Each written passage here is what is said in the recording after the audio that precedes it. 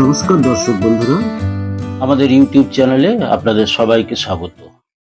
আমাদের ইউটিউব চ্যানেলে আমরা দেশ বিদেশের নানা গল্পকথা, নীতিকথা, রূপকথা ইত্যাদি এগুলো নিয়ে হাজির হই। প্রত্যেকটি গল্পের মধ্যেই আছে কিছু নীতিবাক্য, কিছু উপদেশ কথা, যেগুলো আমাদের প্রত্যেক দিনকার জীবনে খুবই দরকারি এবং গুরুত্বপূর্ণ। এগুলো জানা থাকলে পরে আমাদের দৈনন্দিন পথ চলা অনেকটা সহজ হয়। আসুন, আজ আমরা নতুন একটি গল্প নিয়ে হাজির হয়েছি।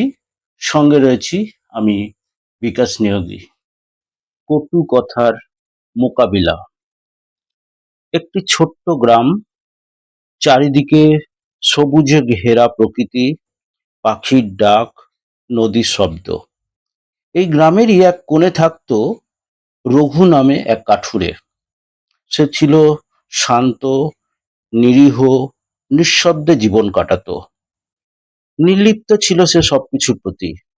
নিন্দা, কটূক্তি, অপমান কোনোটাই তাকে ছুঁতে পারত না। সে প্রতিদিন সকালে জঙ্গলে যেত, কাঠ কাটতো, বিক্রি করত, ফিরে এসে নদীর ধারে বসতো।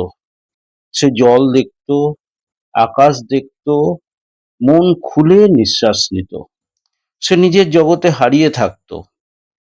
কিন্তু গ্রামে এমন শান্ত মানুষ ভালো চোখে দেখতো না অন্যরা। লোকজন হাসাহাসি করত, উপহাস করত, বলতো, ও রঘু, মুখ খুলতে ভুলে গেছে নাকি?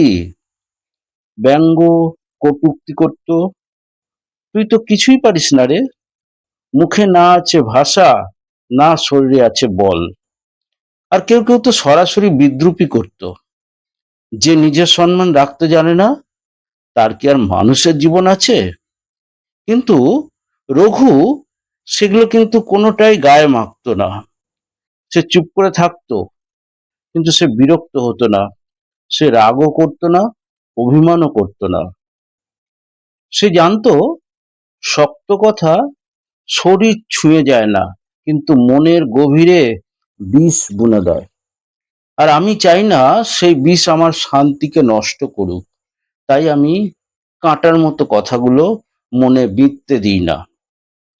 এরপর দিন গেল, মাস গেল। একদিনের ঘটনা বদলে দিল সেই গ্রামের চিরচেনা দৃশ্য। গ্রামের প্রভাবশালী এক ব্যক্তি একদিন জঙ্গলে গিয়ে পথ হারিয়ে ফেলল। সূর্য ডুবে আসছে, পাখিরা থেমে গেছে, হিংস্র পশুর ডাকে ভয় জমে উঠেছে চারিদিকে। ব্যক্তিটি একা, দিশেহারা, ভয়ে, আতঙ্কে কাঁপছে। হঠাৎ ঠিক তখন ঝোপের ভেতর থেকে এক ছায়ার মতো রঘু বেরিয়ে এলো। এই পথে চলুন, আমি জানি কোনটা সোজা রাস্তা। সে বুঝতে পেরেছিল ব্যক্তিটি পথ হারিয়েছে, তাই সে ব্যক্তিটির সামনে এসে হাজির হলো। লোকটি চমকে উঠল, তুমি তুমি এখানে কি করছো? রঘু হেসে বলল, আমি প্রতিদিন এই পথে যাই, আপনি ভয় পাবেন না, আমি আপনাকে বাড়ি পৌঁছে দিচ্ছি। রঘু তার হাত ধরে ধীরে ধীরে গাছ আর ঝোপ জঙ্গলের মধ্য দিয়ে সোজা পথে নিয়ে এলো। গ্রামে পৌঁছে সে ধনী ব্যক্তিটি স্তব্ধ, হতবাক। তার চোখে ছিল লজ্জা, গলায় ছিল কৃতজ্ঞতা। ওই ব্যক্তিটি তখন বলল, তুমি আমাদের কত অপমান, কুকথা, অকথা সহ্য করেছো রঘু, তবু তো কখনো রেগে যাওনি, বিরক্ত হওনি। কিন্তু তুমি আমায় আজ বিপদ থেকে বাঁচালে কেন? রঘু মৃদু হেসে বলল, আপনারা যে বলেছেন আমি শুনেছি ঠিকই, কিন্তু আমি মনের দরজা বন্ধ রেখেছি সেই কথার জন্য।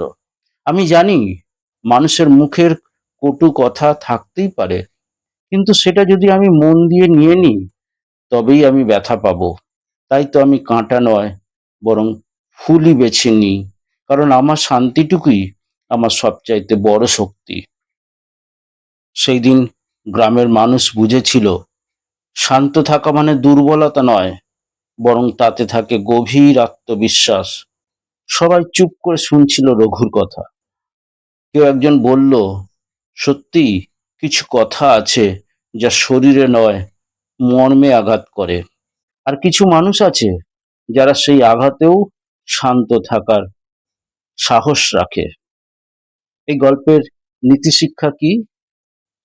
শক্ত কথা গায়ে মাখলে মনেই ঘা লাগে। তাই কথার কাঁটা নয়, নিজের হৃদয়ের ফুলকে বাঁচিয়ে রাখাই আসল বুদ্ধিমানের কাজ। তুমি যেমন ভাবো তেমনই হয়ে ওঠো, অন্যের কথায় নয়। আজকের ভিডিওটি আপনাদের কেমন লাগলো প্লিজ লাইক, কমেন্ট, শেয়ার করে জানাবেন। আমরা আবার নেক্সট ভিডিওতে এসে হাজির হচ্ছি। ততক্ষণ পর্যন্ত আপনাদের কাছ থেকে বিদায় নিচ্ছি। দেখা হচ্ছে পরের ভিডিওতে। সবাইকে ধন্যবাদ। নমস্কার।